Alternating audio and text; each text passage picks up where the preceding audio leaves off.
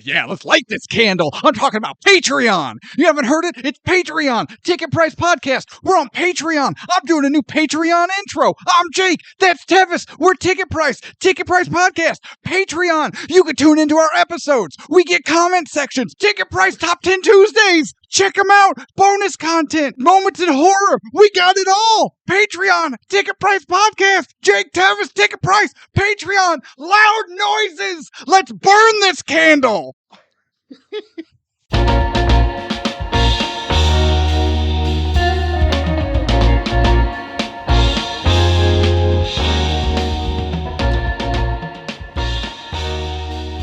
I drank all of my water. I want another goddamn water. I can't work like this. What? Why are you pointing at me? Oh, good morning, good afternoon, good evening, good whenever it is you're tuning in. Welcome to Ticket Price. I am your co-host, Jake, and I'm feeling extra diva tonight. Feeling very diva. Don't look at me in my eyes. You're not allowed to look me in the eyes. Shall I go in the other room? Preferably. Don't look at me. Just get my water. I'm out of water and I'm parched. I'm very parched. But I am your co-host and diva extraordinaire, Jake, sitting across the way. The only man who has the audacity to look me in the eyes like he's worth my time, like he's up to my level. Tevis at Master Control. Don't even say hi. No one cares what you have to think. This is my show. Should I get you M&Ms, but only the yellow ones? No, the yellow ones taste bad. God, you're such a peasant. Would you like me to lick all the chocolate shell off of them and then give them to you? No, that's the worst thing I've ever heard in my life. I did think about it. I was like, no, that sounds awful. It's like when your family's on Valentine's Day and you've got the big heart-shaped box of assorted chocolates, and there are those ones that nobody wants, and they're all just slightly damp.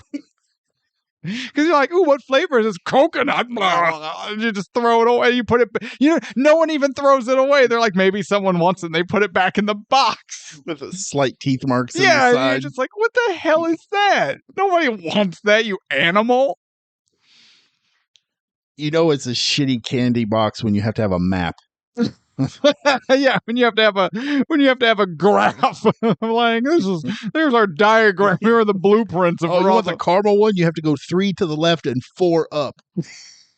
And that's the one that's empty. It's like playing a game of Minesweeper. I would fail so bad. I never was able to play that game. Shocking. Oh, welcome to Ticket Price, the show where we talk about candy. No, what do we talk? We're talking about movies. Yes, we do movies. We discuss movies. We rate them. Oh, yeah, I vaguely remember. Yeah. I vaguely recall us doing that sometimes. To varying success. That is wildly accurate. And today, whatever time it is, we're doing A Beautiful Mind from 2001. Ron Howard. Written by Akiva Goldsman, directed by Ronnie Howard. This is his highest rated movie of his entire directorial career. What the hell did you just say? Directorial career. As far as on IMDb. That's interesting. Yeah. I don't know if I'm surprised by that or not. His second one is Apollo 13. Yeah, that's what I expected that one to be. And honestly, I don't know. I could see either of these movies taking number one because Apollo 13 is amazing. It is amazing. But we're talking about this amazing. Yeah, we're not talking about Apollo 13. We're not talking about Apollo 13. We're talking about A Beautiful Mind, based on the life of Nobel laureate John Nash Jr. Starring Russell Crowe and Ed Mother Effin Harris, son. I love Ed Harris. Everyone loves Ed Harris. He's fantastic in everything he's in. Although I feel like he's almost the same character. He's just Ed Harris. In a majority of his movies. Yeah, he's just Ed Harris. Ed Harris. Hollywood legend, badass. I hope he has business cards. In the middle, Ed Harris. And then in fine print at the bottom corners, Hollywood legend, badass. And if he doesn't, he's about to receive some in the mail. All right, are you ready to get into this? Let's do this. Ratings, IMDb gives it an 8.2. Yes. Seems a little low. Yes. Rotten Tomatoes, 74%. That seems real low. 74. 74. That's criminally low. Isn't it? Yeah. Like, it's down there, Rotten Tomatoes wise, it's down there with National Lampoon's Christmas Vacation. What are some of the other ones that have been? Well, it's way better than Young Guns, but that's neither here nor there. No, yeah, it's actually, we don't have, as far as Rotten Tomatoes, we don't have many in that 70s range. No. But yeah, that seems criminally low to me, too. I agree with your assessment. And didn't this win Best Picture? It won a lot of things. I think it. Yeah, You're covering that. What Daddy's am I doing? got you. What am I doing? Budget estimated $58 million with a worldwide gross of $316.79 million. What could you possibly be looking up on your phone?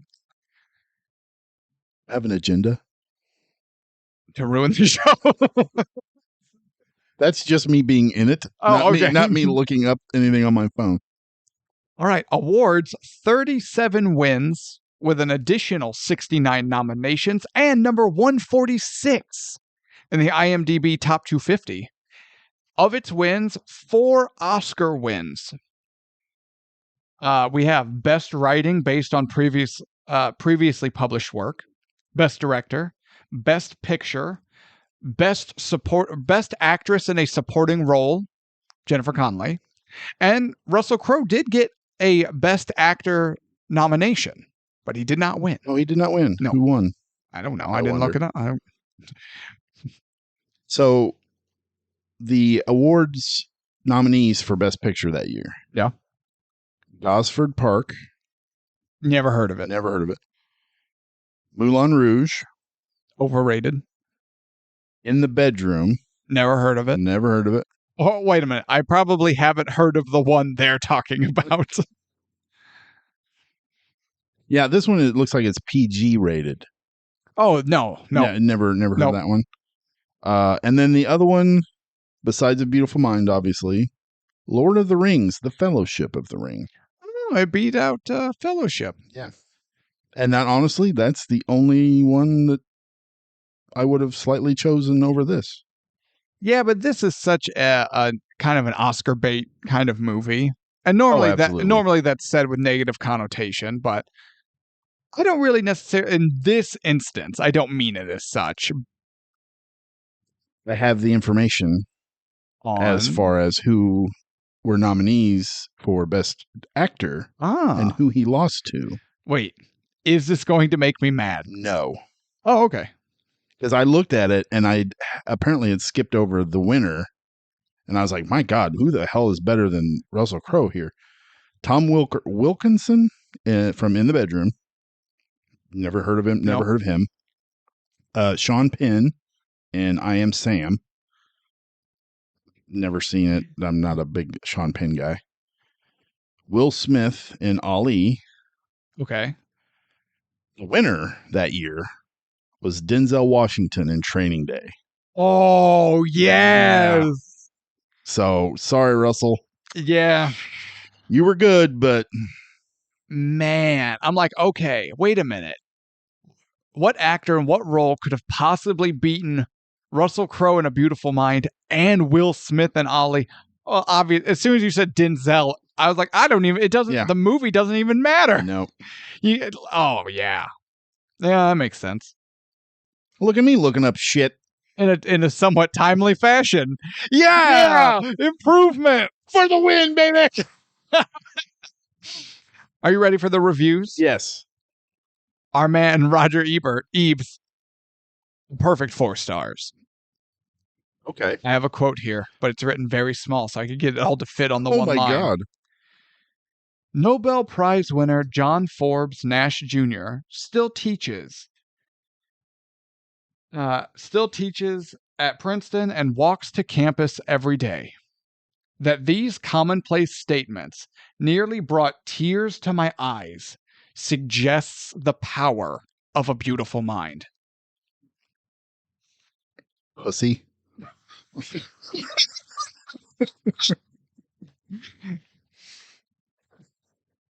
I don't really know how to save that. I'm not gonna lie, because I had a similar reaction. I was just like, "Oh man, good for him." However, our friends at the New York Times, I didn't have to write very small for this one. They actually the Did main they hate it because there was not robots? Well, they hate it for a lot of reasons. They used a line from the movie as the big takeaway for their review. It's elegant, but wrong. Okay. Which, as you recall in the film, when he's air quote teaching that class, but he's not really teaching that class, and Jennifer Connelly shows up in his office with the solution to that problem he put on the board, and he's like, "Well, your answer is elegant, but wrong." And so they're quoting that. I want to go on a tangent and get your thoughts. Maybe share some of my own, because I don't. Ebert gave a review about a movie he watched. The review in the New York Times is far less favorable, and their biggest issue was that this biopic was not completely honest or true or historically accurate. And their review is less a review about A Beautiful Mind and more of a biography of John Forbes Nash Jr. and what the movie got wrong and how it got it wrong. And so I guess my question is this. When you're looking at a biopic such as this, where do you draw the line on what we'll just call historical accuracy? How much can we forgive before it's too much and it takes away from the film? For me, honestly, I don't go into these movies, the biopics, I go into these movies to have a enjoyable experience, not learn more about a particular person or event.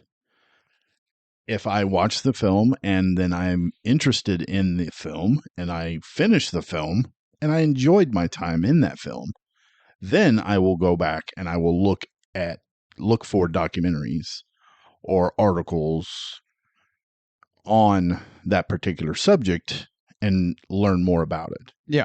I go into the film knowing that it's a movie. The number one reason for them making this movie is to entertain you. So I don't take everything that they say or show me as 100% fact at all. And if you go into these movies and you think that way, you're going to have a bad time. And you're going to have a bad time. Because that's not what they are. They take small snippets of this person's life, this event, and they mold it to entertain the viewer. If you want, like I said, if you want to learn more about the guy, great. Watch a documentary. Read a book about him.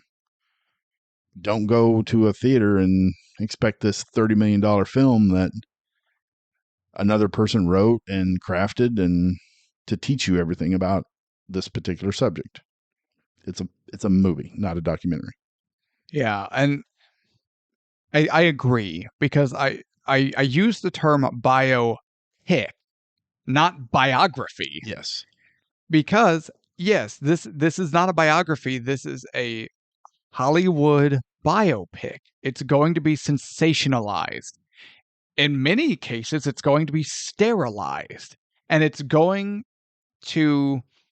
the story is going to be cherry picked into the parts and moments that they most want to highlight and will best make a 3-act movie structure. Correct. So I have never been one. I've never been a stickler for historical accuracy when it comes to movies like this. Because if they did, I wouldn't be allowed to love Braveheart, and I love Braveheart. Yes. I love Braveheart. That's a good example too. Right? Oh, it's a bio. Not even, I don't even know if I would call Braveheart a biopic, though it kind of is, but even less so than like A Beautiful Mind. But you get what I'm saying. It's entertainment. It's entertainment. It's taking a story and molding it in such a way that it is the most palatable to the most people, with the primary focus to make money through entertaining. Exactly. So I have, excuse me, and I have a real problem with biopics that are depicting someone who is still alive at the time of them developing it. mhm. Because that person has their fingerprint all over it, and they're going to allow certain things to be said and not allow certain things to be said. Like coming up, there's supposed to be this Hulk Hogan biopic. There is? Yeah, with Chris Hemsworth is supposed to play Hulk Hogan. This is the first I've heard of any of this. Oh, really? Yeah. They had a hiccup with the strike and things like that, but that was going forward with Chris Hemsworth to play Hulk Hogan. Hemsworth. Yes. What did I say? Helms. Hemsworth. Him's afraid Santa's not real. Yeah, so Thor is going to be Hogan. Hogan. Well, if you listen to any interview Hogan's ever give, they're one and the same person. Exactly. So Hogan is going, and Hogan's Did you say gived? Yes.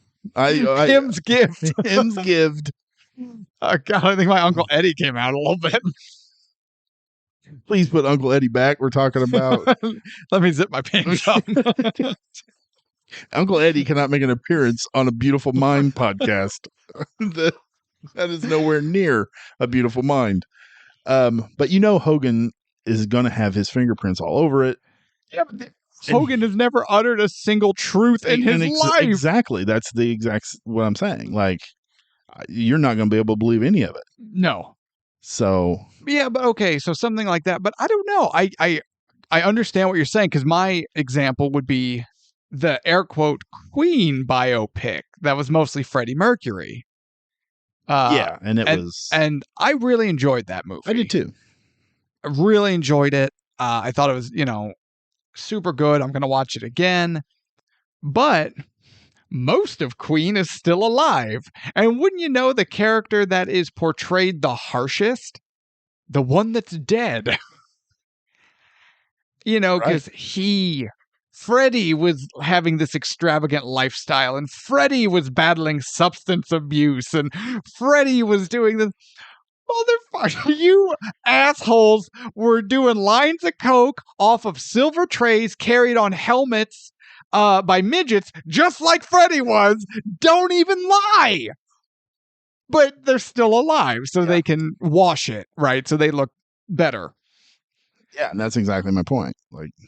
But in making these points, I don't know if I feel like this movie would have suffered quite as much from that. I'm not saying it didn't have some of that, because I don't know. You don't think John Nash did lines of coke off of silver trays on midgets' heads? Well, actually, the little bit I have read about his life, there's a fair chance he did. Because his decades where he was just kind of muttering and bumbling around while he struggled with his unmedicated schizophrenia, things got real bleak and real dark and a little homosexual. Okay, that was not in the biopic. No, it wasn't. Yeah, see, and I didn't do any digging on. Well, see, luckily, all you have to do is read the New York Times review, because it's less a movie review and more of a biography of John Nash, written in a way of, well, you didn't do this, and you got that wrong, and you didn't write this. Why wasn't this included? And it's just so, this isn't a movie review, dude. What are you doing? I get what the point you're trying to make, but make it better? I don't know. So I felt really weird about this one, but it was a negative, I went with it. Okay. And honestly, if you're interested in the real life and times of John Nash Jr., look it up. We're not a biography podcast. Yeah, I started to watch a biography on him on National Geographic. It was on YouTube, but it was by National Geographic. And then I was like, you know what? I don't want to go down this road for this particular pod. Right. Because I'm here for the movie. I'm not here for John Nash. right. Maybe, strong, maybe, probably not.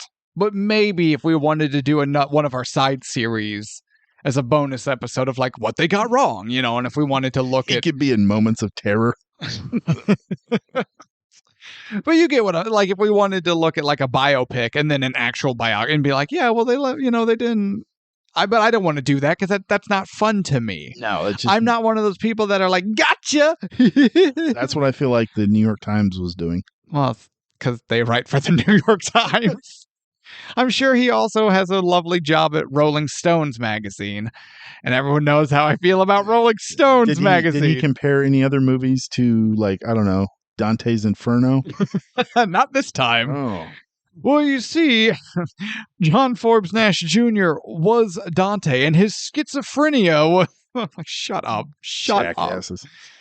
But no, I don't know. I felt weird with the New York Times review, and I wanted to bring this up, get your thoughts, and everyone, Tevis always includes a Q&A section, so give us your thoughts on the movie or about this. How much does that historical accuracy matter in a biopic, and how much does it affect your enjoyment of said biopic? I'd be curious to know. I'm interested to know what people think about that. Yeah, that's a good question. So, what is your history with this movie? This is my first time actually seeing this movie. Mm-hmm.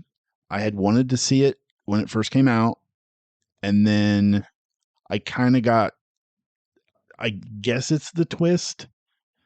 Yeah, got spoiled for me. Mm-hmm. So I was like, well, crap, I don't want to watch it now.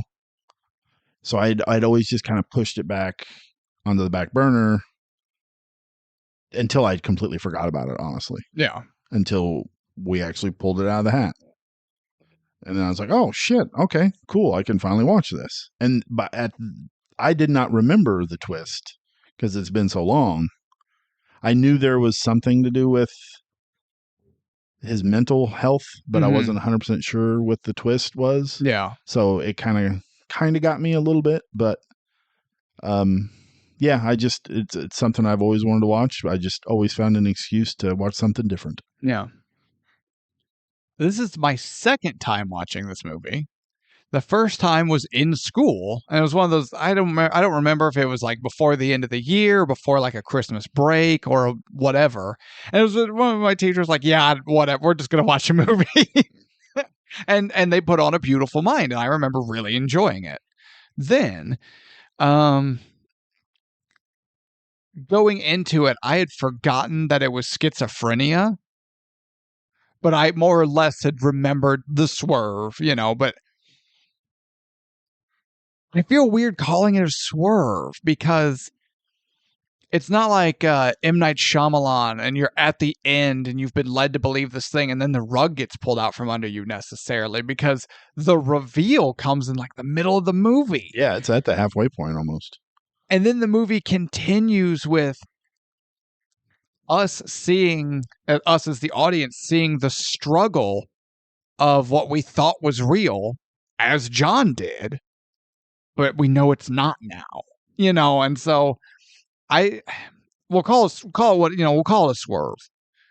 But I liked the way it was done because it wasn't done as sensationally. It wasn't M. Night Shyamalan. He didn't Shyamalan it up.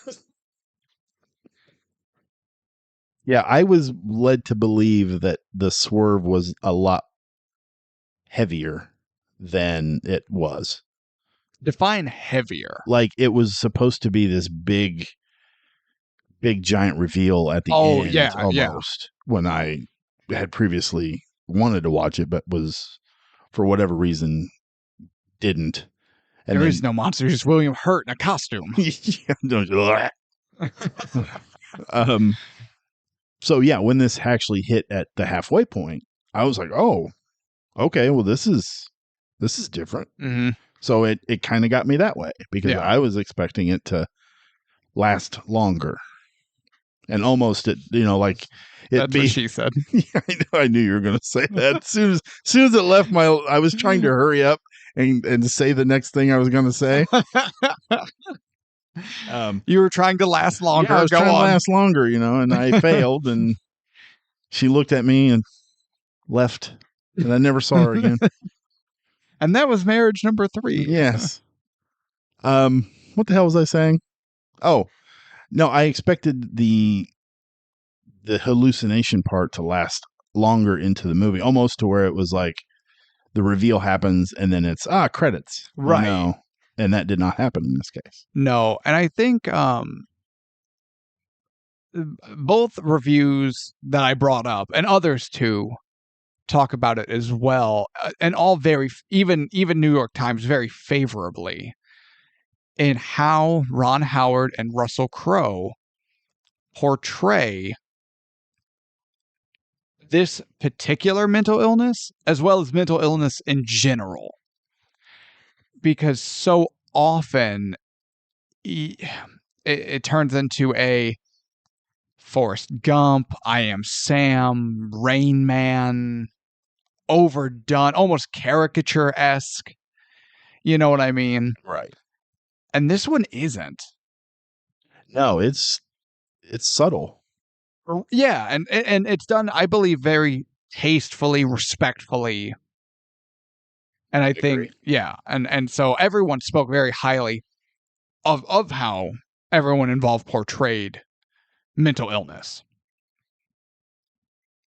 Did you,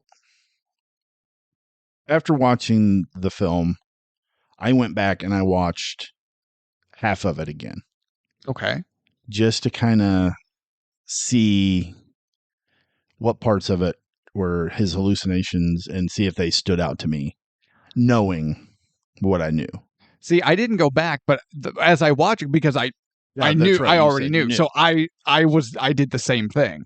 So should we dive into the movie and we can kind of cover this as we go?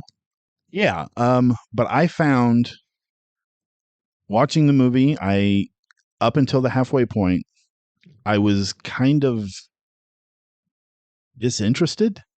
And then once the reveal happened and the schizophrenia was shown and he's trying to control it and they're taking care of each other at home, that part of it was a lot more intriguing to me. Mm-hmm. So it's almost like a tale of two movies for me. Anyway. Yeah. I enjoyed the latter half way more than the first half. Okay, so go. Let's dive in. Let's dive in, because I get what you're saying, but I did not have that problem. I do agree that I think the second half, at post diagnosis, right, I like that better. is, I think, ultimately probably more interesting, and it's more intense and gripping. But I enjoyed seeing young upstart jerk off John Nash Asshole. and his buddy Charles get into mayhem in Princeton and throw desks out windows and break stuff. So I noticed something on my second watch through of the first part. Mm-hmm. When John is at the dinner party talking to all the guys and basically insulting them. As was his way. Yes. He had a hard time looking them in the eye. Yeah. He every once in a while he would pop up and look him in the eye and then insult them and then scratch his head with his hand the way he did. But then in the hotel or his apartment, when Charles first shows up, what's he say? The prodigal roommate arrives or whatever. The prodigal roommate arrives. Yeah, he has no problem looking Charles in the eye. That's true.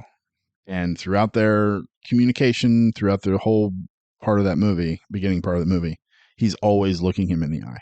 You say that now, I'm like, oh man, yeah, that I didn't catch that, but you're 100% right. The first clue I got was roommate. I'm supposed to have a room. I'm supposed to have a private room. And Charles just blows off the question, doesn't acknowledge it, and starts getting undressed. And he's like, "Oh yeah, I got a shower down after a cocktail party I went to. The cock was mine, and the tail belonged to this, what?" And So you're not easily distracted, are you? yeah, And I love the cookie part where they had the thing of cookies sitting next to John, and Charles goes around and he's going to grab one, and he doesn't even move from what he's doing. He just reaches up and click, Yep. shuts the lid, and it's like, nope. but then it makes you wonder if he's looking down and he's that focused. How did he know where Charles was, Exactly, right? And how did he exactly. know Charles's intention? But no, the first thing I caught was roommate. I'm supposed to have a private room, and then they don't. They just go on. Let's go on. I wrote down something that John said when they were up on the roof, him and Charles. Mhm. They were drowning they couldn't break the ice, so they're going to drown it. Yes. And he said that one of his teachers said that he had 2 helpings of brain and half a helping of heart. Yes. I love that. I don't know why, but that just made me kind of giggle a little bit. I like Charles's reaction. She sounds like a lovely woman. I love Paul Bettany. He is so awesome. Surprise Paul Bettany. Surprise Paul Bettany. That's my notes. Surprise Paul Bettany. I have surprise Judd Hirsch. I don't know who that is. He was the guy at the beginning talking about how mathematics won the war, and he was the professor that he had to go to. Man, he's in all kinds of stuff. I know. From a certain time period. Yeah, Independence Day, Taxi. I don't know anything else. Cheers, maybe? No, Not the main cast. I think you. No, I have to think. I have to look that up. Yeah, but yeah. My main gripe about this movie is the very beginning when the credits start coming up of the different production companies, Mm-hmm. Universal and DreamWorks and Image.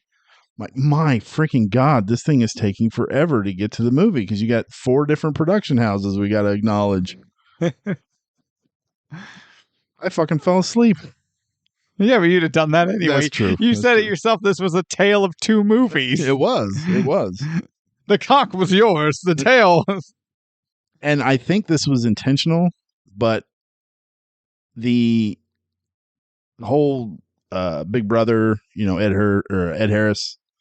I believe it's Ed Mother Effin Harris. That's Thank right. you. That's his complete full name. I would like you to use his full legal Christian name. Thank you. When Ed motherfucking Harris There it is. arrived on screen, every interaction that those two had together, him and John had together, it felt very fake to me. And obviously, No. it was. Yeah. And But- the eye contact thing, like you brought up earlier. Yeah, and I think that maybe that's what kind of threw me off. Because, I mean, this movie just feels fake, and I don't know. I don't know what it was, but then I watched it again, knowing what I knew. I enjoyed it a lot better. Yeah. It's almost like it felt fake because it was fake. Yeah. Bum, bum, bum. Ron Howard, you genius. I love that man. Yeah. So, okay, as Tevis digs to his notes, I loved all of the scenes where we get essentially John's point of view as his mind connects the patterns. The way the numbers flash and the certain things light up, and That was really cool. Yeah. every time it comes up, I love that. Whether it was, the first one we get in the beginning of the movie is we see his future Princeton buddies, right? But he's looking at the one guy's really bad tie. And then and then he gets like a glass and he moves it so the sun reflects in a certain way. And he does these things to recreate the pattern with light. And then actually gets it to shine up on the tie, and then it all clicks together, and it's the light flashes like mentally, as it lines up just right. And he's like, there's got to be a mathematical explanation as to how bad that tie is. I have that written down. Yeah, that's the one of many times he criticizes his fellow man. I mean, essentially, we're just talking about fluid exchange. Can we just get to the sex now? That's going to be my next pickup line. The future ex Mrs. Malcolm. I think I'll probably get smacked just like he did. Yeah. Actually, I don't know. We'll see. Depends on what bar I go to, I guess. If you look over and you see Ronnie from 07 Halloween, you're just fine, No, brother. I am leaving that bar and never going back. Well, you might as well stay. You already got hepatitis. That's true from walking in the door. But we see him we see John struggle through school because everyone's writing papers, getting published, distinguishing themselves, but he doesn't want to follow the same path that they're all following because he's hung up on having an original idea, actually coming up with a genuine, honest to God, original idea and not just rehashing his thoughts and explanations on the work of others. Isn't that what he ends up doing? Yeah, I thought that too, because he took an economic theory by someone Smith? something like that. No. That was when he was in the bar with the blonde. Oh, yeah. That was okay, because I put Adam Smith was wrong. The blonde helped him. No, we're talking about the same thing, because that's when he comes up with his idea. Yes, but was he challenging Adam Smith's work in the paper that he... Presumably. I don't remember. Because his exact words were, Adam Smith was wrong. And then he talks about how as long as we're acting for what's best for the individual, the community betters, or whatever, however it's worded. Yeah, I know. But he says that is incomplete. And then he takes the idea and he takes it the next step. So he essentially completes, air quote, completes the theorem that Adam Smith started. So, original idea? Now, granted, his idea did change the world and he won a Nobel for it. So maybe we should just shut our fat podcast doing holes and let genius speak for itself. Oh, I agree with that. What did he do that changed? What did he change? That's the one problem I had with the movie. Is, for one, I'm an idiot. It takes me a while to catch certain things. Mm. Obviously, because I had to watch the movie 1.5 times. Not the first time you've said that either. But I kept waiting. I'm like, okay, this is a biopic, so it'll have the wordy ending where it says, he did this, he did that, or whatever. But all it said was like his achievements changed the way such and such was moving forward or whatever. I'm like, man, what? I don't know what that means. I'm not a smart man, like, and I don't give me an example. I don't remember what was said, so I'm gonna do my best here. Everyone, please feel free in Tevis's Q&A section. Prepare to tear me apart. That's fine. I can take it. But he said, Adam Smith says, when we act in our own best individual interests, the community better, or something to suffers. That effect, right? No, better. Oh, well, yeah, no, that's right. And then he says, but that's incomplete. But if we look for, but if we act in our own self-interests, but do so in a way that also benefits the community. Right. So he's saying that instead of us just being cutthroat selfish, and then the business world, for instance, will get better through competition, right? Because the survival of the fittest. He's arguing that there is a way to pursue your self-goals, but to do so in a way that actually does genuinely benefit those around you. And the example they gave in the movie was at the bar. Yeah, if we all go for our base self-interests, we all want the blonde. But if we all go for the blonde, we block each other, no one gets her. So then we realize, well, we still want to get laid, so we go for her friends. But no one wants to be the second choice, so the friends leave too. And now no one's getting laid. So if we pull back our idea of our self-interest is just get laid, then we don't go for the blonde. We go for her friends.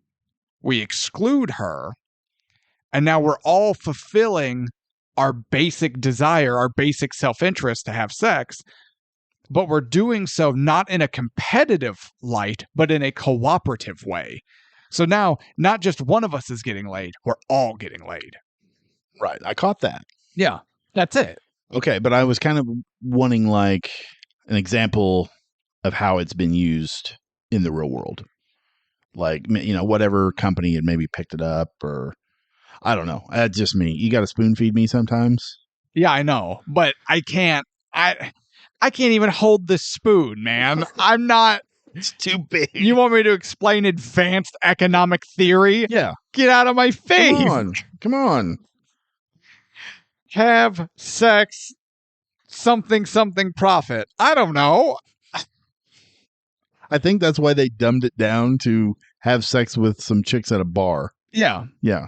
That's So people like us would understand. Yeah, exactly. Yeah. But even then, I'm still going, No, I understand the base idea, but you're wanting like a hard and fast real world example. I mean, I understand the base idea. Man, I don't know. But I just wish that they would have showed at the end, like, GE uses this as, whatever. I don't know. Smart way to explain this, but You just talked about how if you wanted to learn more, you'd go find a biography or read a book. Read a book. See, No. look up John Nash. You'll find his theorem. I tried. Then, and I didn't understand a single word of it. And that's why they didn't do it in the movie. Yeah, Because so- if they had added it, everyone would have gone, huh? Yeah, maybe that's why. But I did. I actually tried to look it up and find out what the hell he's even talking about. And I felt dumber. Are you stupid or something? And that's not hard, honestly, but Yeah. Your pursuit for higher learning left you feeling dumber. yes. I saw, after I read all that stuff, or tried to read all that stuff, I just looked at a box of crayons and was like, I wonder what they taste like. Red's looking mighty delicious. No, but I think the idea is pure, unabashed competition isn't actually the best way to go, but that there is you compete just enough to achieve your goal, but there's still a way to do that working cooperatively. I think that's the key takeaway: is 100% survival of the fittest isn't necessarily the best way to do business. Okay. That's fair. I can live with that. Or run an economy. I mean, I'm going to have Or to have live sex with that. your buddies at a bar. What did you just say? Wait. Have sex That's- with your buddies at a bar. Wait. Okay. Wait a minute. No, I don't you think said it. It's there. I don't It's know if out. that came out right. No, Wait. it did not. It 100% did not come out right. I want to take my buddies to a bar And have So sex I with them so I can have sex. at the bar Wait. with them while they all watch You're not helping. and take pictures. I'm trying to explain that my buddies and I frequently want to have sex at a bar. How fucking hard is that to explain? I like how you're the worked up one for this one. You're just pissed because I can't teach you economics. Look, my buddies and I go to bars together to have sex. And It's I don't know how else to put it. It's just us four. Okay.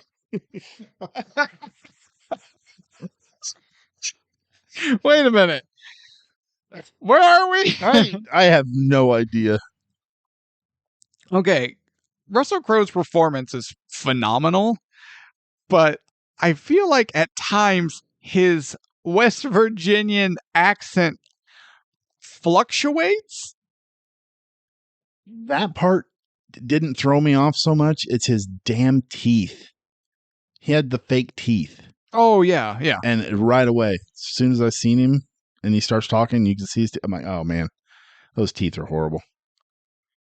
That was my first note. Them teeth. Fake teeth. Like, But no, he does a good job, but there's some points where I'm like, Yeah. It's a mild critique. yeah. And you know what? Accents are hard. Accents are real hard. Yeah. I can't even do my own. Well, you have to be able to form words into sentences, but understand economics. Yeah, have sex with my buddies at a bar. No, I clearly explained my buddies and I like to get together once a week to go to the bar and have sex. Yes. It's clear as day. I don't know what your problem is. You can't understand I this. don't understand what your confusion is. My buddies and Did you eat all 64 of those crayons? my buddies and I have sex at a bar. There you go. No. So, but he does find his big idea, gets published, and that excels him to the top of the class where he can have his pick of basically any job in the country he wants. And he goes to Wheeler Labs. I'm not going to pretend like I'm smart enough to know what that is. It's at MIT. Duh. I hate you so much. You can tease me and razz me and get on my back about a lot of things, but you, sir, you are not allowed to insult my intelligence. You crayon eating bastard. That's funny. Governing dynamics, and he gets a job at Wheeler Labs at MIT with and Saul and Saul. Bender. Saul and Bender. Saul and Bender. Which I was a little pissed that Bender wasn't the robot. Oh my god! From Shut Futurama. up! Stop talking. Futurama hasn't been good in decades. I honestly have never seen it, so I can't say anything. Stop! What do you? I'm just being an asshole. You were just like hot Bender reference, haha, to the Futurama audiences. Show I've never seen, a character I do not know. I know who he is. That straight asshole. That is my role here. No, your role is to hit the start button. Oh shit! I didn't do that. But that's when Nash gets caught up in Cold War shenanigans. As I wrote it here in my notes, Russian spies and Cold War shenanigans. Is that the best way to describe the fears and the concerns and the espionage of the Cold War? The 40 years it ran? Shenanigans? Yeah, I don't know how much there was to actually fear about it, because this is also the group that thought getting under a desk during a nuclear explosion would protect you. Well, do I burst your bubble on this? No. I feel like I should. Go ahead. No one thought that would work. No, they thought it would placate the masses. Yeah. So it would provide false comfort in your last moments. Oh yeah, just get under the desk. You'll be fine, Susie. Okay. Yeah. I get it. What's the comedian Louis Black? He has a whole bit about that. Oh, does he? We're gonna get under the fucking desk, which is fucking kindling, as a giant fire fuck ball comes from the fucking sky.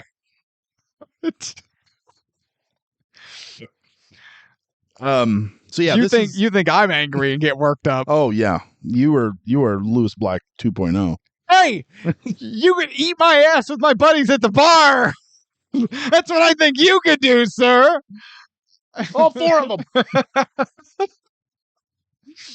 Oh God. He gets called to the Pentagon twice? Right, but we see the last one. Yes, the second one, which is real. That is real. Yes, because he talks about it when he gets back to the office. He sees a pattern that the computer can't find. Correct. Gives it to the guys. And while they're he's getting his coat and whatever, he sees a shadowy figure up in the catwalk area, the observation area. Yeah. And he says, who's Big Brother? And no one even acknowledges the question. Boom, there's number 2. Right. But that's when he goes back, and then, he has to teach the class.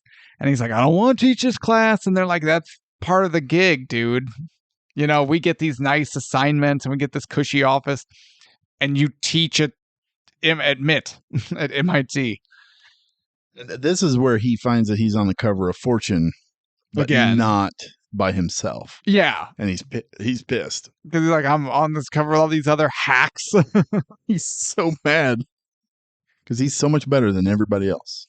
He has a complex. Yes. John And you Nash. can tell, like, as soon as he walks into because that's where you first see him in the Pentagon from school. It goes from him being in school to cuts to the Pentagon. Yeah. When he's walking into the Pentagon, he's got a stride about him. Oh, His dang swings. Yes. It's 3 rooms back. He's dragging it behind him. Dragging it behind him because he walks in with, I am a badass. You all called me because you can't figure something out. Your computer can't figure this out. There's nobody on this planet that can figure it out besides me and my big swinging dang. That's true. So yeah, he's got a complex, to say the least. Yeah. And wouldn't you know it, we'll find out later, not his only problem. Also, so he's in class, and that's where we meet Alicia, his grad student / future wife. And my notes here are, professor's going to go out with a student. Who is this? Indiana Jones? Yeah, you give Indiana Jones shit. I am giving him shit. Where's your shit here? I want to hear. I'm introducing the shit. Oh. I have to open the truck door and unload the shit. It's coming. Be patient. You gotta give me time. See, it's like a dance. You start off slow and then it gets more vigorous. Vigorous thrusting at the bar. I thrust the most vigorously with my friends at the bar. But no, I'm like, and my wife's watching it with me. She's like, "Oh, professor." But I guess he's not that old, and it is a graduate class, so that makes it better. And I'm just like, no, it doesn't. It doesn't, because regardless of age, regardless of level of the class, right? If you are a professor lording your position in a way to have relations of any kind with your students, you're the worst, and I hope you die. Wow. If you are a student who thinks that you can use your body or sex or whatever to entice your professor to better your position, you're the worst, and I hope you die. So I'm against both of them and this situation 100%. Is there the shit? Is that enough shit? If I wish death on enough people, are you placated? I'm sorry. I was not listening because I was looking through my notes. Well, I've tried to read your notes, and unless you have John Forbes Nash Jr.'s ability to see patterns within the numbers and the nonsense, you can't read anything. It's all coming to me now. The messages are popping up from the page. The only thing I wrote from the teacher meeting the student on here is Jennifer Connelly with a little heart next to it. What are you, a 13-year-old girl? Tevis Connelly. Yeah. Tevis Connelly. I only wrote that on like 3 other pages. Now. Oh, that's not this one. Wait a minute. Real question. Sure. Real question. Shoot. Just you, me, and our 6 listeners. 12 at this point. Oh, well, yeah, but I'm pretty sure 9 of them are me. But Jennifer Connelly approaches you, strokes your beard, decides she has an interest in all this right here.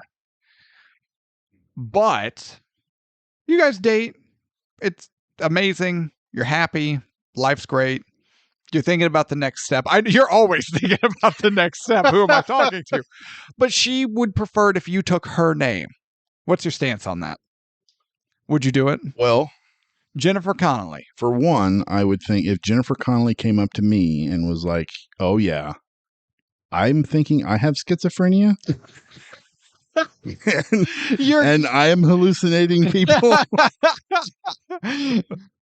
But if Jennifer Connelly wanted me to take her name, I would go by Jennifer Connelly. You would take the full I'd take the full name. I mean, shit, my name is Tevis. For the love of God, anything is better than Tevis. You could just go by Jay and it would be better. Yeah. Jay Connelly. I could just be J Bitch.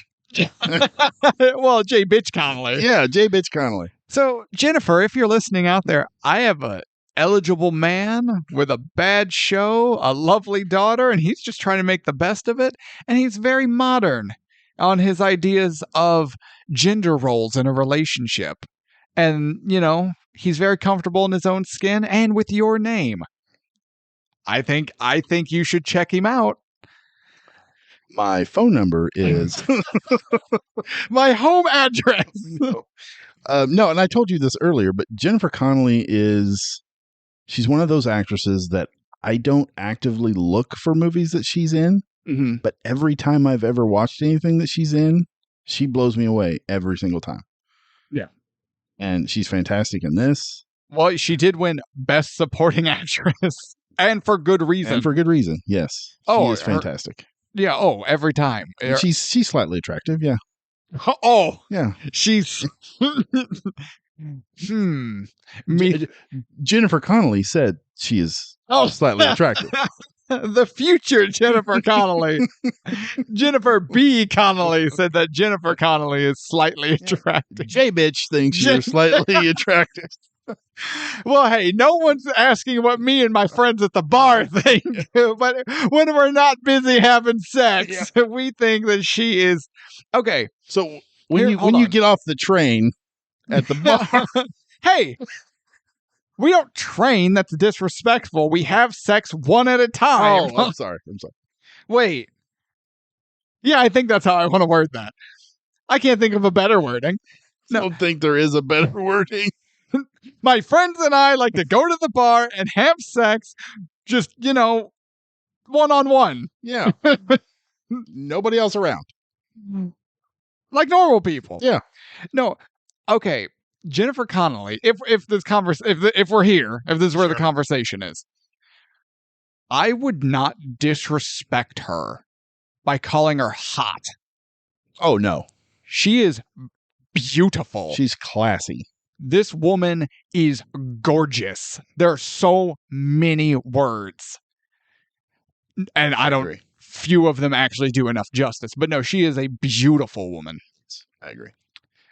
J-Bitch agrees. J-Bitch agrees.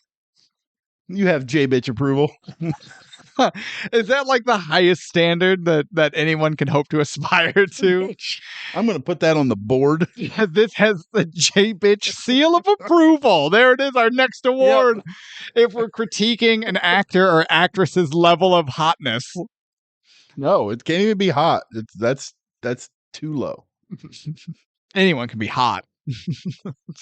J-Bitches. Yeah, but can they earn the J-Bitch seal of approval? Yes. I'm putting that up there. All right. I hope you do. So I wrote this down just because I noticed it the first time I watched it. And then when I watched it the second time, I paid extra special close attention. I was like, wait a minute. Something didn't seem right. When Jennifer Connelly gets up, opens the window, and is talking to the construction workers outside. Yeah. Did you notice the guy running the jackhammer? I mean, I knew that he was there. Yeah. I don't know if I noticed what you're talking about. It was obviously a fake jackhammer. Oh yeah. But he's like pumping it. Yeah. Like it's like he's churning butter. Yeah. And that's not how jackhammers work. It's just like he's slowly pushing it down like a pogo stick. It's almost like they got an actor and not a construction worker. Yeah, but it was blatant. Oh my God, it made me laugh so hard. I get that. But that was just me looking at stupid shit in the background. Because that's what I do sometimes. Because you can't be bothered to pay attention to the actual movie. What movie? At least not this part of it. Yeah. So, screw that. Eventually, our man John is approached by William Pratchett. Ed motherfucking Harris, son. Ed motherfucking Harris, son. Yeah, he appears like a ghost, and that's kind of the point, right? Yeah. But you know what? When you think about it, so does Charles. Yeah, because he doesn't. He just shows up from behind John, and it's just like, I'm here. Yeah, and it was weird. Like when he was at school talking to the professor about the paper, and Charles is outside in the hallway. like dancing. Yeah, I'm because like, he's what like the celebrating with John as he overhears. Yeah. And so it's like, wait a minute. Something seems like shenanigans. Something feels fake. But wouldn't you know it, the Germans had developed a portable atomic bomb. And I understand what they're saying. And I understand that it is the correct way to say it because it's essentially an atomic bomb that could fit in like a briefcase. But the phrase a portable atomic bomb bugs the shit out of me. Because, correct me if I'm wrong, did we not put that bitch on a ship and it transported it, right? And then it got in a plane and it went. So it's portable. It's always been portable. Yeah. It's not like we made a bomb, but we can't do anything. So it just sits there like a big waste of life. Yeah, you get what I'm saying? It's always portable. Yeah. Yeah. I get that. It just now hit me what you said. Yeah. It's like, Like okay. we put it on a ship.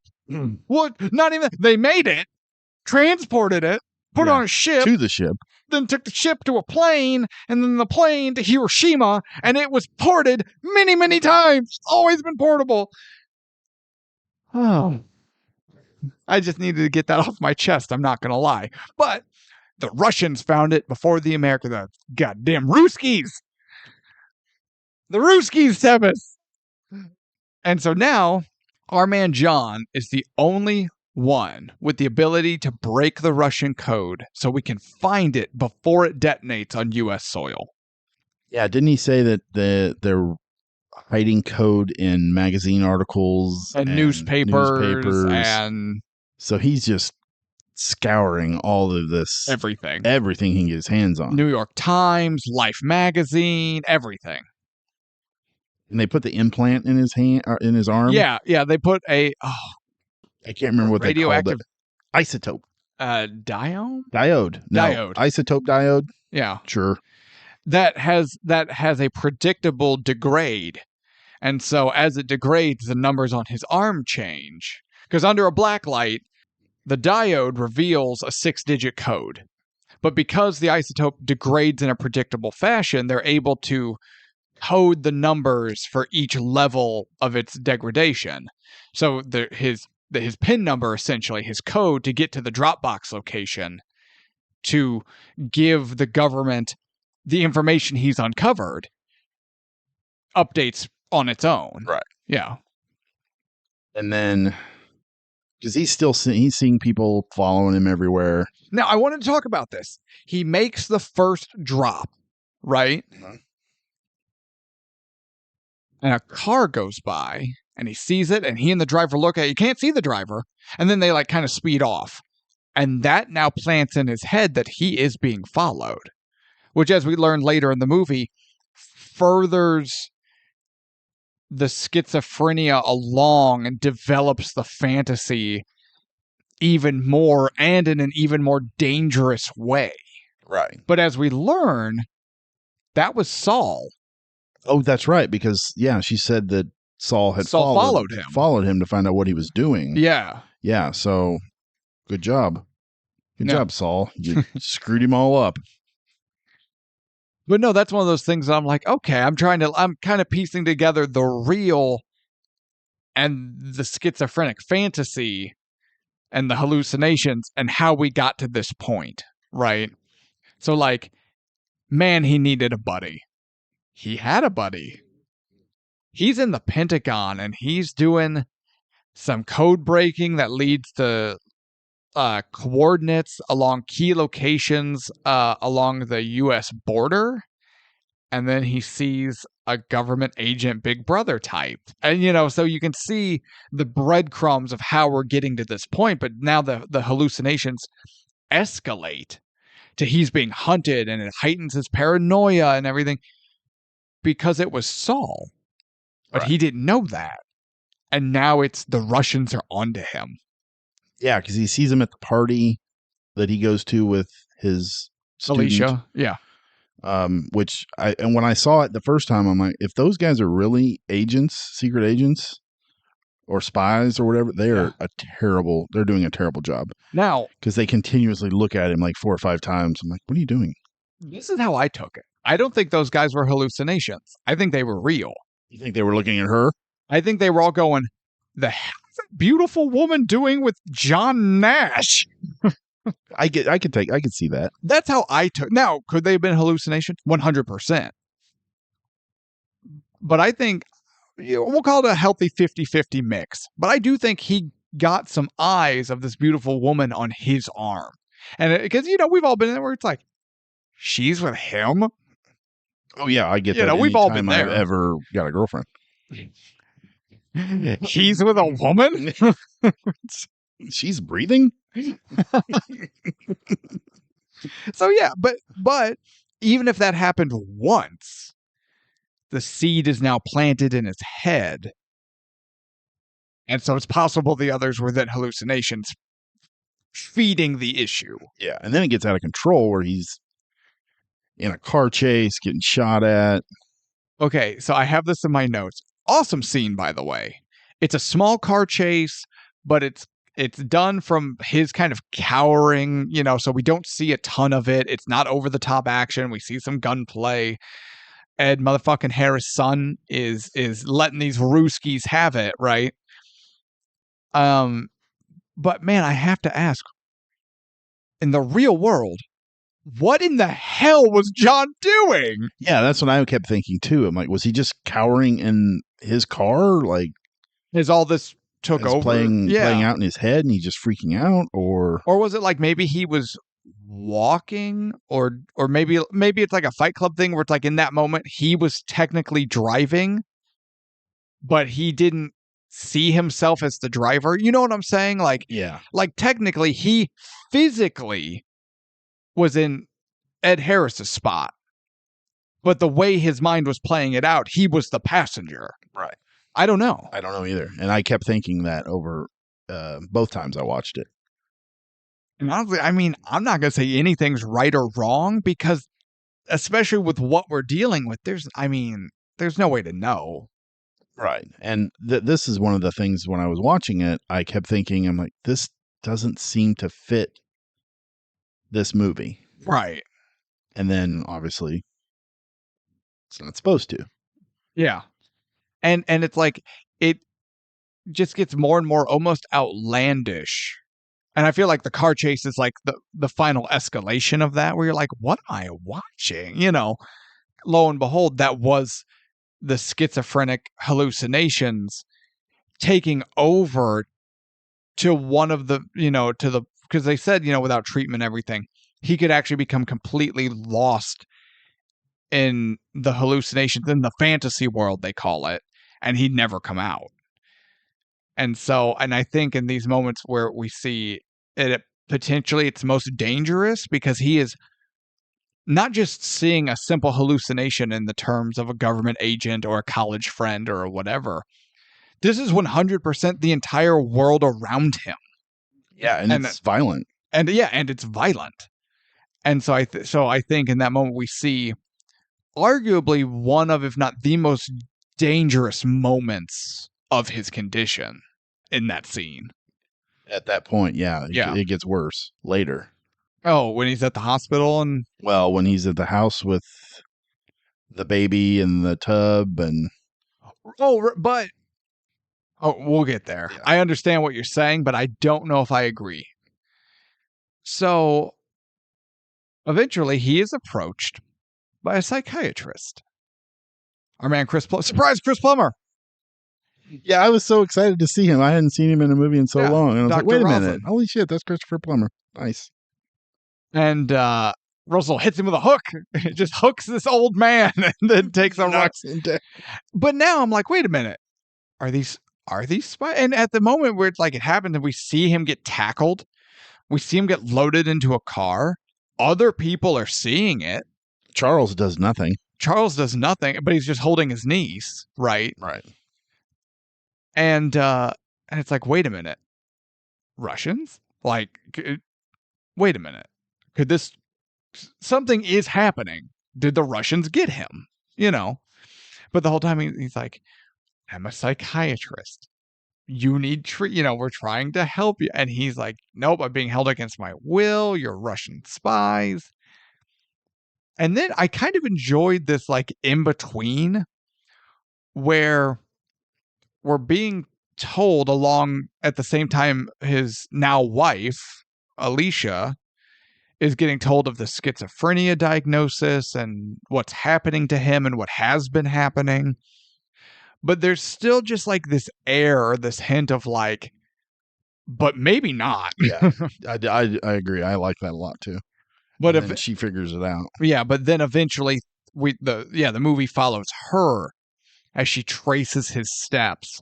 His office looks like the ravings of a madman, as everything's plastered up on the wall, and the yarn is connecting this point and that point, and the puzzle, and he's putting it together.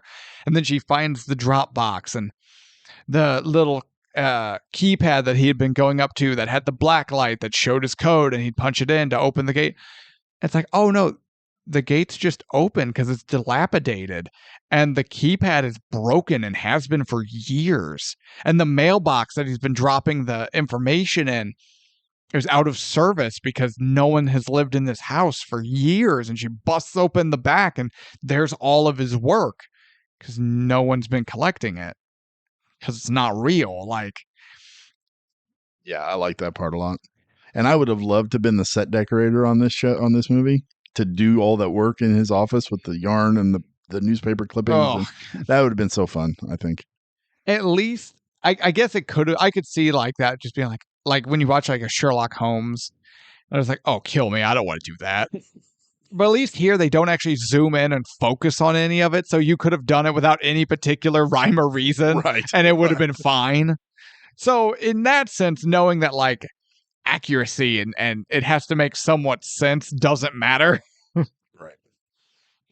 But now, honestly, the movie kind of more follows Alicia at this point, and it will even more so in a little bit, because John is institutionalized and he's still convinced that they're Russian spies, but then he gets a blade and he tries to cut the implant out of his. Everyone thinks he's trying to commit suicide, and they go in there and they're like, John, what are you doing? He's like, the implant's gone. I can't find it. And I think for me, I think that's the moment in the film, because you're like, oh, at this point you're 100% like, oh man, he's got schizophrenia, But this was the point where it's like, oh no, full, record scratch, car brake, screeching, like. Yeah, there's no question. Yeah, and there's no question. And now we are seeing not how far gone, but how far his condition has progressed through a point of view that isn't John's. So you just see him unkempt in the hospital pajamas on the floor with a knife trying to cut out an imaginary implant. He's bleeding and he's crying and he's distressed because the implant, where'd it go? I can't, dissolved. I can't find it. Didn't he say that? Didn't he say that it must have dissolved? Maybe it dissolved, and then at that moment you're just like, that's the crushing moment for me. Oh man. Yeah, same here. I was the same way. So then, oh shit, it jumps to Alicia's going to take him home. They give him medication. But before that happens, we get a look at his treatment that he undergoes. I believe it was 5 times a week for 5 weeks. And it was insulin shocks. Yeah, the seizure. They were using insulin to induce seizures. I don't know the science behind it. I don't know the medicine behind it. That may be a completely viable, even by modern standards, that might be a completely viable method and it's safe and whatever. But visually, that is some brutal stuff, man. Yeah, he had the stuff in his mouth so he wouldn't bite his own damn tongue off. And that was a tough scene. And so you see it partly, you see part of it once, but then after you see it, if you really, and then you just think about, wait, 5 times a week for weeks. It's like, oh my God. I can't even, oh my God. That's brutal. Yeah. And then we see John goes home and he's on his medication. And this is where the movie, I feel like, almost fully follows Alicia for a little bit. Yeah, she's pretty much the main, because he's almost, He's a zombie. yeah, a zombie, comatose kind of. Yeah, basically. Yeah. He's in a waking coma because of the medication. And so now, and I really appreciated how it showed her struggles as well as his, especially in this part of the movie. Because John's going through this unimaginable crises, basically, right? But his only support is his wife / new mom, who has to work and has to clean and take care of the baby and take care of her invalid husband. Yeah, because doesn't he say that the medicine makes him like numb, basically? Like he can't think, he can't do anything. anything, he can't help around the house, he can sit. He can't perform with his wife. Yeah. What kind of life is that? Right. And I will say it's nowhere, I'm not going to pretend it was anywhere near this level, but I remember for my stuff, and the doctors were trying different medicines, and apparently I am really, I don't know the right word. Medicines hit me hard. As I found out, oftentimes in ways contradictory to the predictable side effects. So that's fun. But I remember on this one particular medicine, it was more than one, but for the sake of conversation, I'm going to say this one particular one. I legitimately slept 18 hours a day. Damn. And when I wasn't asleep, I was useless. I'm just complete zombie, capable of, I kind of stood up and shuffled into the living room and sat on the couch. And my wife made me food and I kind of ate it. And she would try to talk to me, but honestly, I don't even remember hearing her. Because you're in this medicated stupor. And then I just shuffle my ass back to bed. And and I don't know. And that was life. That sounds terrible. For like a month. That sounds awful. Because they were just like, well, give it more time. Give it more time, right? So I do have a small taste of what he was experiencing, and it's hell. But you don't even know it's hell because you aren't capable of knowing or understanding or feeling anything. So it was hell for your wife. Presumably. Yeah. But and the thing is, it's not even, you can't blame John in that moment. You can't, well, he needs to do more with the band and get a job and help. He literally cannot function because of his medicated stupor. Yeah, what do you do? What do you do? It's not his fault. It's not like he's lazy. It's not like he's unwilling. He's legitimately unable. But we don't focus on John. We focus on a very strong woman in Alicia doing her best in a terrible situation. And it breaks her, and understandably so. But not, well, I mean, she breaks down in a couple of moments, but I guess she doesn't even fully break. I don't think it breaks her. She keeps going. She has a moment where she wants to get away when it comes to the baby. Right. And rightfully so. And that's the moment I'm talking about where he's trying to bathe the baby, runs the water. He's like, oh, Charles is watching the baby. It's fine. It's fine. Yeah. And then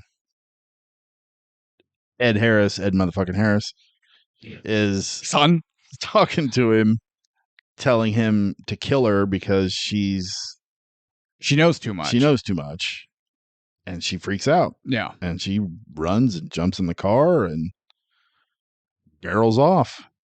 Yeah, because, I mean, her baby almost drowned in the tub Yeah, because and- he thought Charles was watching him. yeah, and then he actually pushes her because he thinks He thinks Ed motherfucking Harris' son is going to shoot her. yeah, So, yeah, but he didn't. it was an didn't accident. push her. He pushed the imaginary gun Yes, and collided with her. right, but So she didn't see it that way. right, because how could you, especially in that moment? Right. Then yeah, she jumps up, grabs the kid, takes off, jumps in the car, goes to speed away.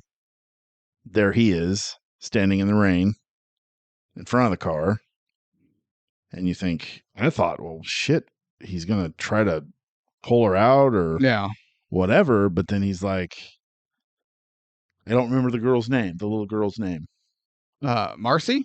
Marcy. Okay, we'll go with Marcy. Yeah.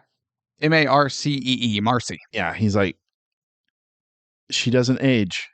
She doesn't get bigger. How can she be real if she doesn't get bigger? Yeah. Or something more eloquent. Doesn't get old. Yeah. I think he says get old. Probably. Something way more eloquent than what Well, I I guess said. what we didn't even touch on is the hallucinations, the fantasies come back because he stops taking his medicine. Yes. In his stupor, he realizes enough that his medicine is ruining not only his life, but his family's life. That's right. So he stops taking it, and that's when it comes back. Now, to your point, the moment with the baby in the tub and all of that is the most dangerous as far as potential harm that could come to others. But what I was talking about with like the car chase is the most dangerous for John, because I think it's not the only time that, because we see it again actually in a little bit after he gets in front of the car. But this is one of the times where we see the fantasy not just manifest in a single individual he's hallucinating. It's taking over the whole world around him. He's imagining a full car chase and bullets flying and, people in the streets and the city itself. Like, he is fully lost in this fantasy world. So I guess what I'm saying most dangerous, that's one of the times where we see it as at its most dangerous of fully taking John. Oh, I see. I get Yeah. you. Okay. Yeah, because I guess if his mind is creating that much, then yeah, it would. How it didn't take him, I don't know. Well, it kind of did, right? To a point. Kind of. But then when he's off his medicine and Ed motherfucking Harris' son comes back with all the soldiers pointing guns at him, and he's like, "It's time to get back to work, soldier." Yeah. And there's a shed in the out back behind their house that they, air quote, have converted into like a workstation, and there's scientists in there, and there's code breakers listening to Russian transmissions, and there's all this stuff. And again, that's when especially when he goes in the shed and he's seeing all that, he is fully lost in his own fantasy world. In that moment too. Yeah. So he jumps in front of the car, tells her that it can't be real because she doesn't get old. Mm-hmm. Yeah, Marcy doesn't age. And that's when Jennifer Connelly, Alicia, is that her name? Yeah. Okay. She basically makes a decision, and she's going to stay and help John. Yes. They toy with the idea of contacting Dr. Rosen again. Correct? Well, I believe she tells, are you talking about when they fully decide like to try to work together without the medicine to get through it? She says, well, Dr. Rosen told me that if I should call him if you ever try to kill me or something. That's right. Okay. It's almost played for a laugh. But that's some real dark shit too. Yeah, that did give me kind of a chuckle.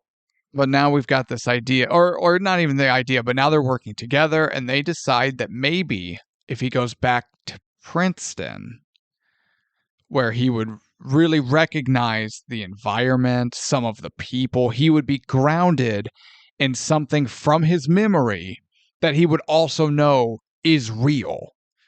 He could, he can feel it, touch it, interact with it, to ground him in a way. And then we find out that his old buddy / chief rival in school, Henson, is now the head of the department. Oh, the Home Depot spokesman?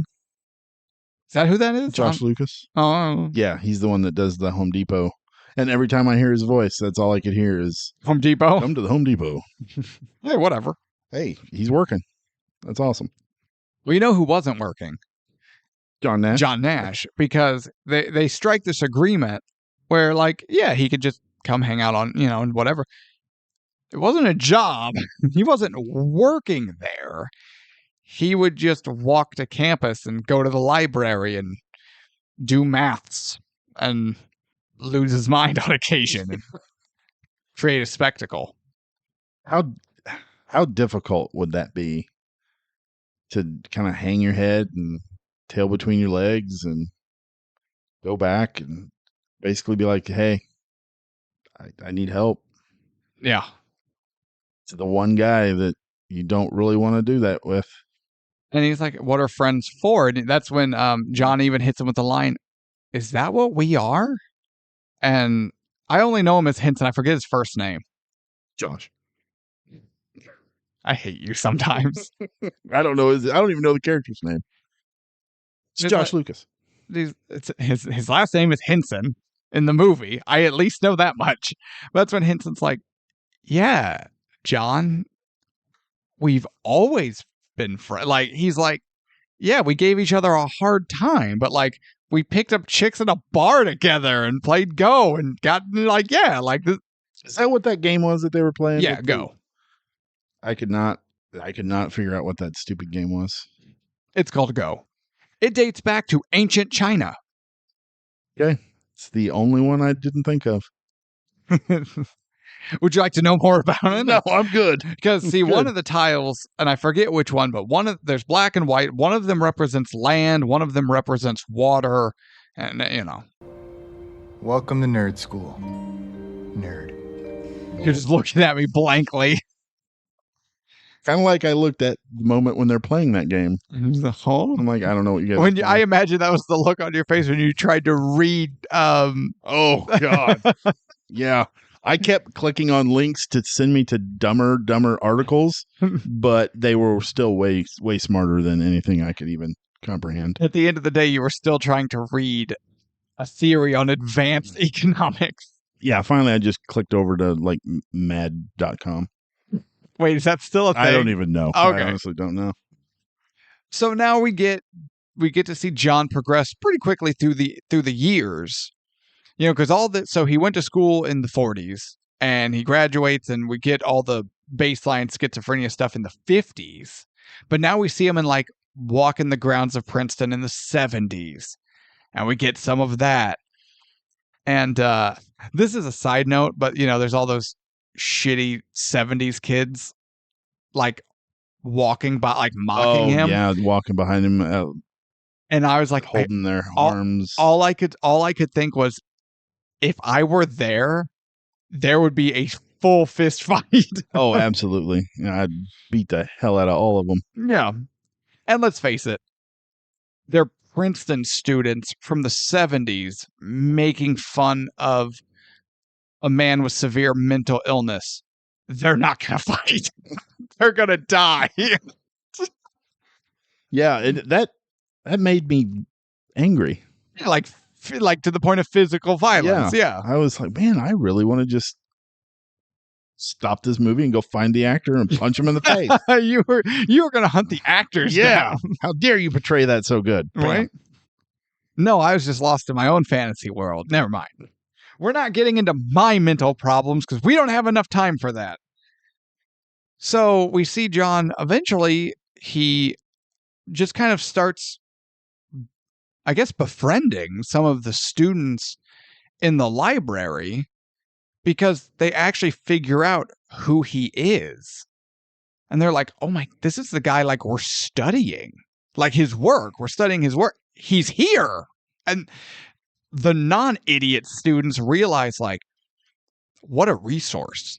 Oh, yeah. And so now John actually becomes a professor he's not but in any official capacity.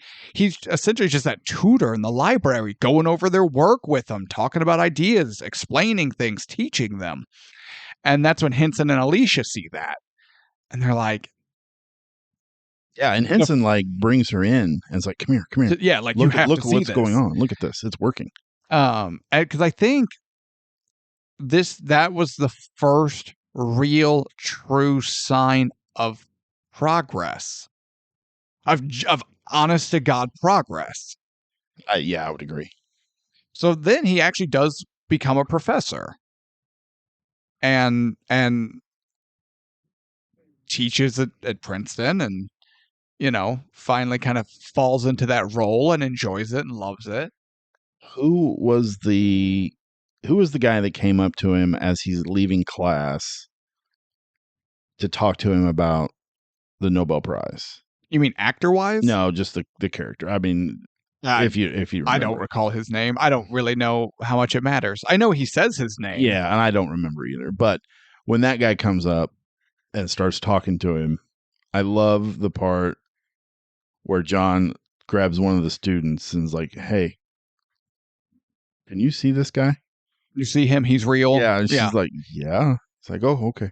Thank you. I just have to check." He's like, all right, now I know that you're real. Who are you and what do you want? Yeah.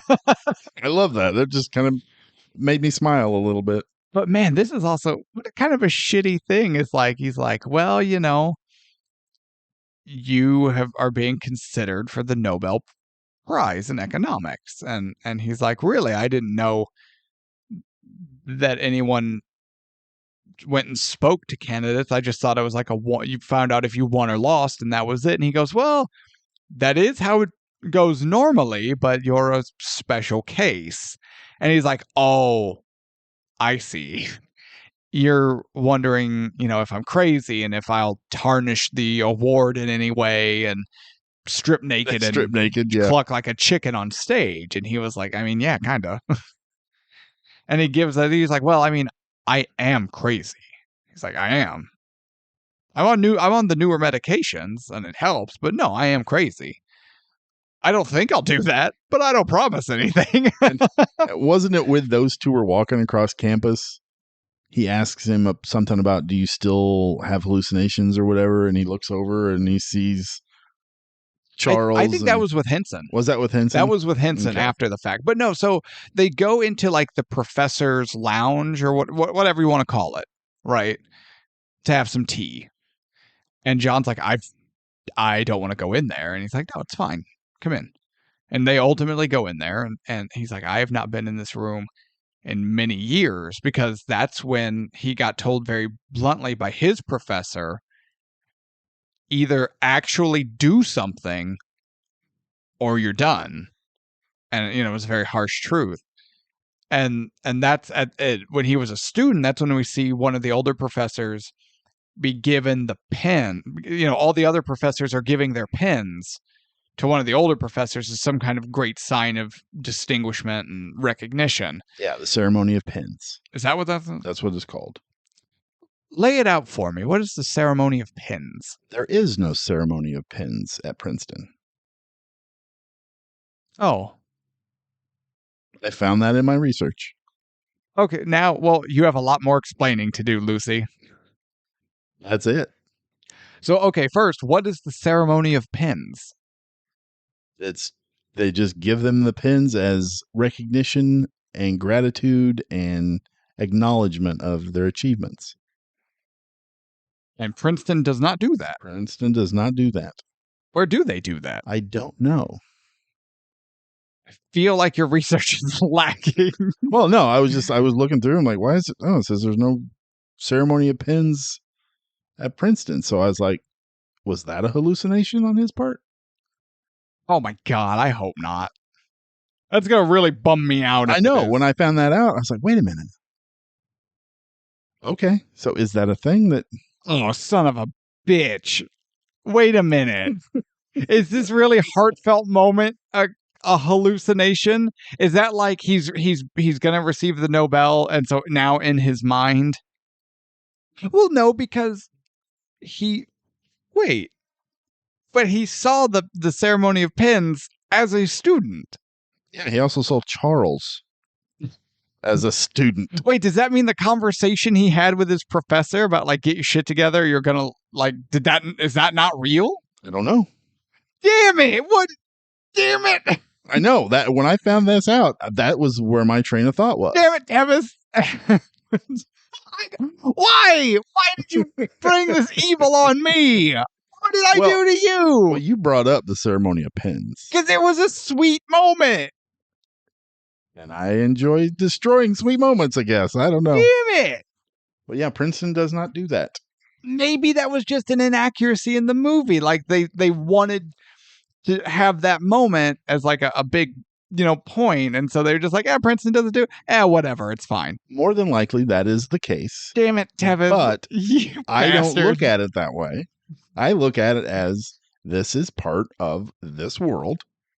So maybe it's all in his mind. Did he win the Nobel Prize? Was that guy real? Was that student real? Was the student real? Was he just in a dumpster this whole time? Just in rags and just... Damn it, Tevis. I hate you so much. I hate so much right now. You're welcome. No, I choose to believe that was just an inaccuracy of the movie, and that he did receive all the professor's pins. Settle down, New York Times. Well, actually, Princeton didn't have the ceremony of pins. John Nash never actually wore a brown coat. Stupid movie doesn't know your facts. Shut up. God damn. Anyway, Old Man Nash goes up and receives... Old Man Nash! Old Man Nash goes up, receives the Nobel Prize, and then we get the closing moments of him and Alicia. They're crying with happiness, and they're walking out together, and it's this nice, beautiful, lovely moment. And then we get the card that reads, John Forbes Nash Jr. still teaches at Princeton, and he still walks to campus every day. Did you cry? There was some welling, yeah. Okay. Because I have feelings, you automaton. That's fair. Shut your crying ass up. Two things. If you ruin, I will fight you. I don't even know if I want you to talk. All right. I really enjoy biopics like this that span decades. Mm-hmm. But sometimes when they get to the end of it where they have to put on prosthetic makeup to make them look older, they overdo it and it doesn't look good. I don't think that was the case here. I think they Oh, okay. I was like, wait, who didn't look good? I thought everyone looked great. They look really, really good here. A lot of times it just kind of takes you out of the movie. Yeah, I know what you're talking about. So that always makes me a little leery when I see, a decade-spanning biopic. I'm like, oh, great. I'm going to have to deal with, the guy in rubber makeup at the end of the movie trying to convince me that he's overcome something. No, and the second thing I found in my research, both Alicia and John died in a car wreck in 2015.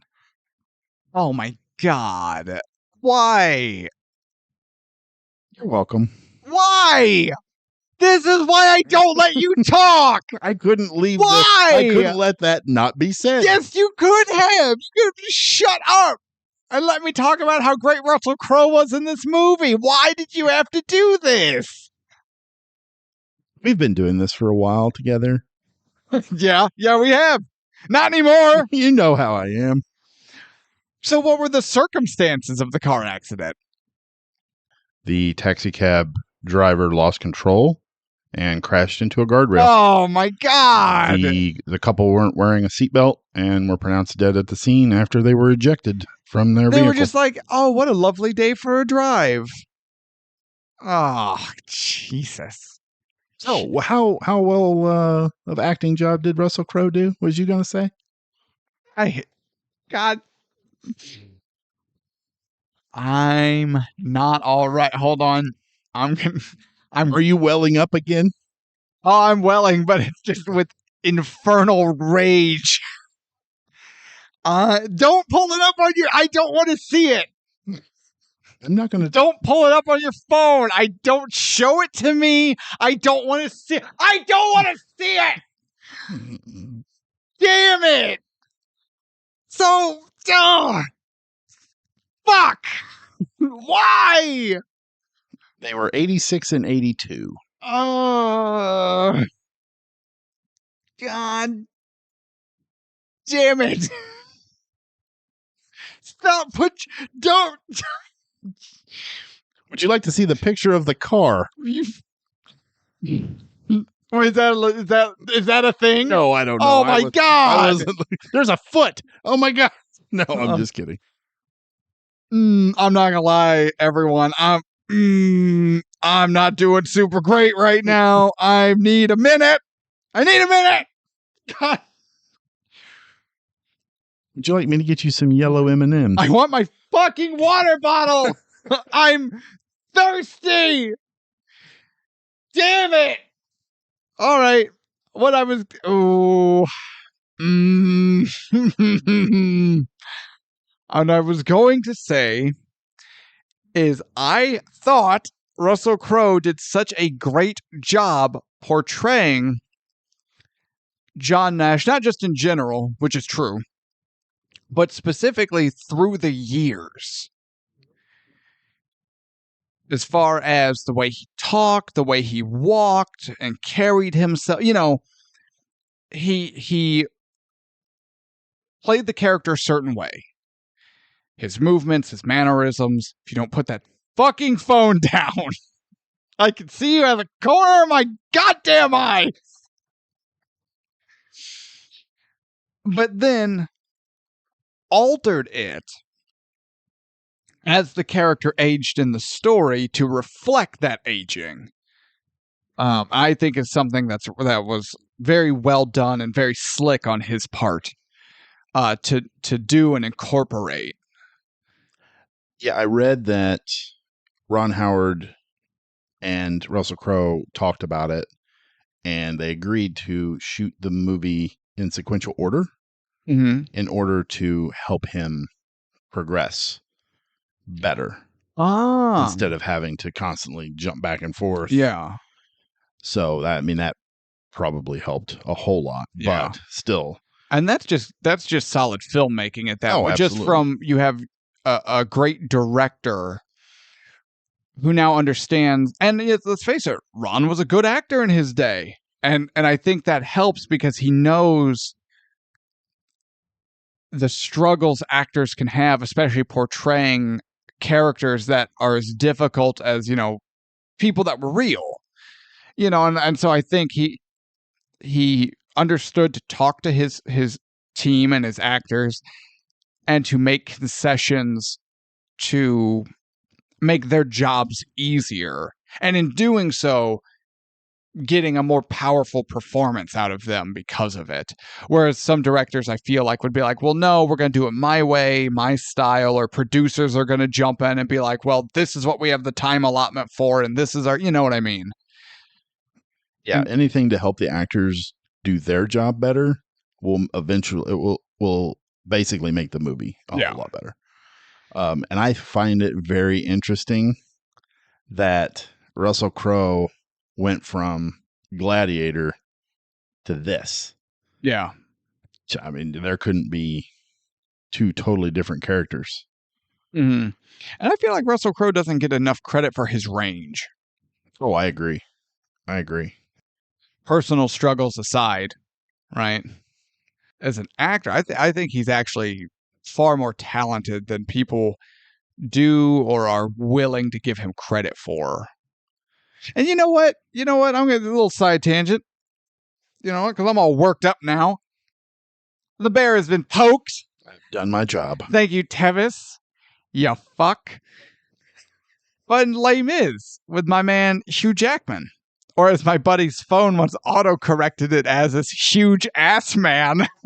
That's a true story, by the way, that we joke about all the time. Was he one of the ones at the bar? He may be. Okay. It's my business. I don't recall volunteering this information, and I don't know what everyone's problem is. But Russell Crowe was Javert, the inspector, and he was great in the role, and I don't know why everyone gives him so much shit. He carried himself well, he portrayed the authority, he portrayed the power of the character, his singing voice was far better than anyone anticipated from Russell fucking Crowe, and that movie is great, that adaptation is great, and the casting is great, and you can kiss my ass! I agree. Say something. Say Russell Crowe. Say it. You even just move your lips and like, I'm going to just freak out. I'm going to freak out and dive over this table. What? Nothing. Nothing. You have any closing thoughts? Car crash. Oh, you. Oh, God. God. God damn it. What's your thoughts on this movie? My thoughts are many and conflicting now. I really Are you enjoy with the this. New York Times? No. Okay. Good. Rarely, if I'm being honest. No, this movie's great. Ron Howard is a phenomenal director. Russell Crowe is a great actor, but is like we were just saying, he's got a range that no one gives him credit for. No one thinks he has. Jennifer Connelly was fantastic. The story is heartbreaking and riveting. And, is it historically accurate? I guess not really, right? But it's not a biography. It's a Hollywood movie. And let's face it, it's an Oscar bait kind of movie, which I typically don't enjoy anyway, but that's neither here nor there. No, I think this movie's worth the ticket price. I think it's great. I'm never going to watch it again thanks to you. You're welcome. Going into this movie, when I was about halfway through it, I was like, what in the hell is everybody talking about how great this movie is? And then, like I said earlier, battle of two movies here. Mm-hmm. The second half kicked in, and then I was like, oh, I see it now. And then when I watched it, I think this movie, it helps to watch it multiple times. You get more appreciation. You do get more appreciation. You see things a little differently, spot things a little, look at things a little differently. But like you said, Russell Crowe kills it. Jennifer Connelly, amazing. There's not a weak actor in this movie. Ed motherfucking Harris, son. Ed motherfucking Harris is in it. He kills it. Surprise Paul Bettany. Surprise Paul Bettany. Judd Hirsch. Christopher Plummer. Yeah. I mean, come on. I don't think this is Ron Howard's best movie. Apollo 13. I believe Apollo 13 is his best movie. But that being said, based off of what was Best Picture that year, the nominees, this one easily should have won. Maybe. Wait, is that fair? Because we didn't know half of them. No, I mean, yeah, that's not fair, I guess. But to me, between that one and the other one that I knew about, this one should have won. Yeah. And I wouldn't say I won't watch this again. I might pop it in a couple years down the road. Yeah. But this, if you have not seen this movie, watch it. You've got to watch it. If not for Russell Crowe, for Jennifer Connelly. Goddamn. J bitch seal of approval. J bitch says so. But no, this movie is definitely worth the ticket price, and I enjoyed watching this. J bitch out. I'm glad we're done, because I need to meet up with my friends at the bar and get laid after this one.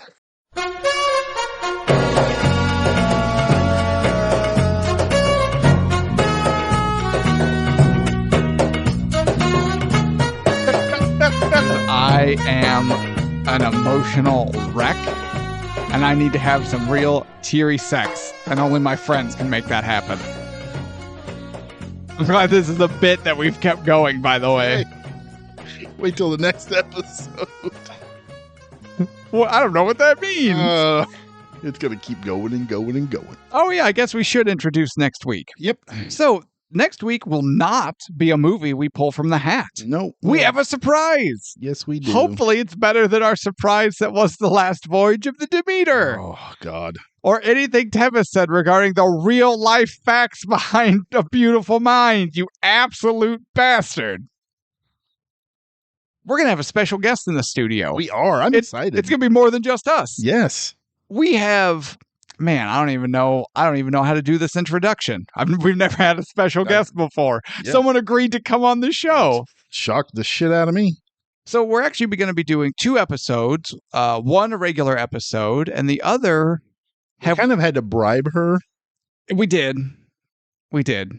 So this is why we're doing a special episode that's not from the hat. That's true. Yeah, it was if she agreed to come on the show and do the episode we wanted her to do, we would also then let her pick the next full episode, and she'll take part in that as well. So for our next regular episode next week, we will be doing While You Were Sleeping. I don't know what this movie is. Sandra Bullock and Bill Pullman, I believe. Cool. I know who they are, but I don't know anything about this. I've never heard of this movie until she said, I want to talk about While You Were Sleeping. And I said, that seems wildly personal.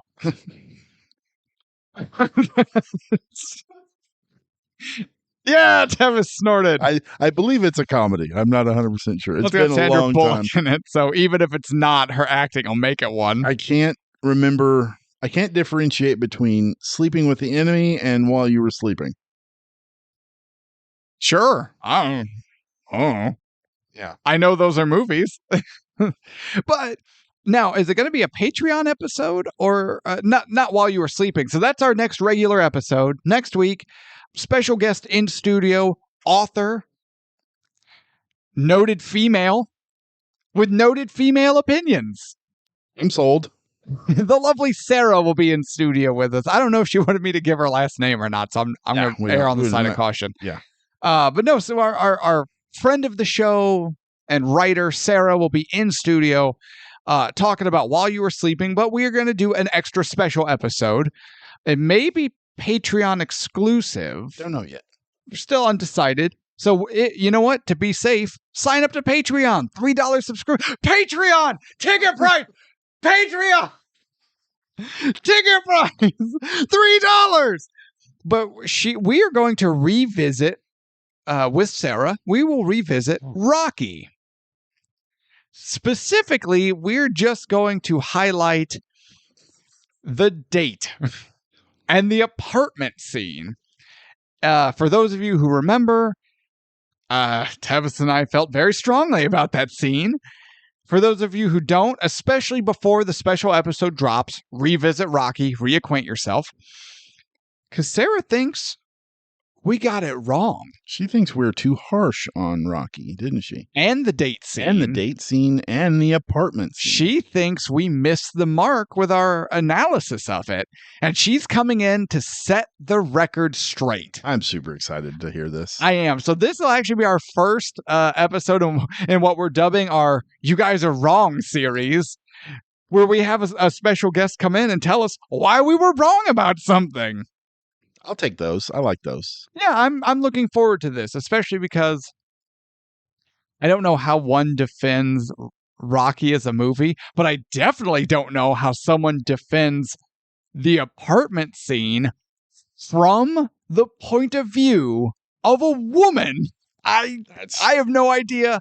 I'm definitely looking forward to it. It's going to be a good time. I'm intrigued. So, I'm Jake. That's Tevis. Tune in next week While You Were Sleeping and the special revisit of Rocky and what we're calling You Guys Are Wrong series. Both episodes with special guest, writer, noted female. God, you got to point that out. Yeah. Sarah. I got distracted by. Yeah, that's who she is. That person is named Sarah. And it's going to be a good time. So let your friends know. It's going to get, especially the Rocky one. I think that's going to be a really interesting discussion, and I'm looking forward to it. We had to promise her it would not be an argument. That was also one of the concessions we had to make. Not going to be an argument. There's no debating. I'm just going to let her come in, make her point, and we'll make stupid jokes like we normally do. You know what's wrong with it? That's not any different than what we do normally. Except when you just break my heart. That's you just true. break my heart. With facts. All right, I definitely have to go to the bar and meet up with my friends. So, all right, everyone, I'm Jake. That's Tevis. This is Ticket Price. And as always, what do I always say, Tevis?